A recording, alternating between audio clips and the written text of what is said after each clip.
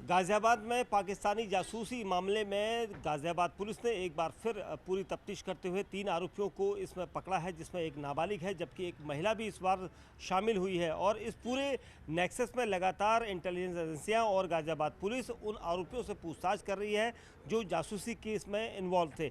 और सबसे अहम चीज़ ये कि अब तक 15 लोगों को पकड़ा जा चुका था, जिसमें 3 और गिरफ्तारियां अहम मानी जा रही है। इसमें से नौशाद अली एक नया चेहरा सामने आया है जो सुहेल का साथी था, और उसके अलावा अब तीसरा एक आरोपी और है जो समीर उर्फ जो समीर नाम का एक शख्स है, उसकी गिरफ्तारी और होनी है, क्योंकि ये तीनों मास्टरमाइंड इस केस के बताए जा रहे हैं। और सबसे अहम चीज़ ये कि नौशाद जो फरीदाबाद का रहने वाला है, वो पहले से ही ऐसे लोगों को टास्क के जरिए फंसाता था जिसमें लोगों को अपने मोबाइल फ़ोन चलाने के एक्सपर्ट हो या फिर वीडियोस बनाने के एक्सपर्ट हो, और ऐसे नाबालिग लड़कों को इसमें मोहरा बनाकर चंद पैसों के लालच में वो अपने इस पूरे खेल में शामिल कर रहे थे। और इसीलिए इस पूरे घटनाक्रम में गाज़ियाबाद पुलिस ने अब तक कुल 18 गिरफ्तारियां की हैं। इसमें 2 महिलाएं गिरफ्तार हो चुकी हैं और एक का नाम महक है और एक मीरा नाम की महिला है। मीरा का जो करैक्टर है वो काफ़ी चौंकाने वाला है, क्योंकि मीरा असलहा सप्लायर यहाँ पर कही जा रही है, क्योंकि वो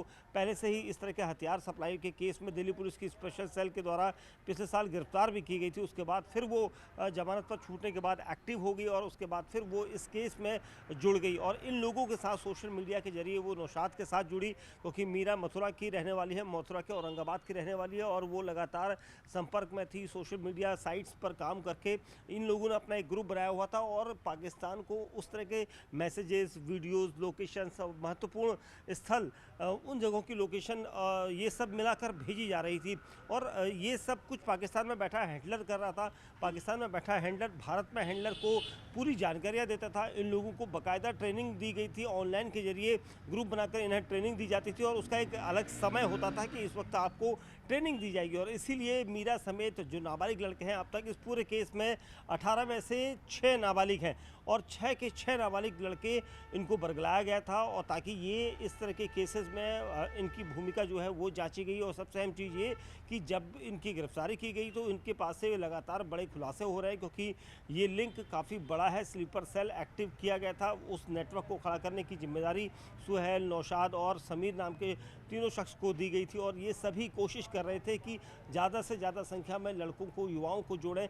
जो लोगों को ये बरगला सकते हैं उनको पैसों के बल पर या फिर लालच देकर कहीं ना कहीं उन लोगों को अपने झांसे में लेते थे। और इसलिए इस पूरे केस में लगातार गिरफ्तारियां बढ़ रही हैं, और देश विरोधी गतिविधियां, जितना भी फुटेज इनके पास से हासिल हुआ है, चाहे दिल्ली में CCTV कैमरा इंस्टॉलेशन की बात कहें या फिर वीडियोस बनाने की बात कहें या फिर भेजने की, तो ये सारी चीज़ें इस गैंग के नेटवर्क ने बखूबी अंजाम दी हैं। और इसको लेकर ये पाकिस्तान में बैठे अपने हैंडलर को देते थे। इन के बदले में इनको मोटी रकम वहाँ से मुहैया कराई गई है। कई ऐसे ट्रांजैक्शन सामने आए हैं जिसमें अमाउंट गिराई गई है और उसके जरिए इन लोगों को पैसा बांटा गया।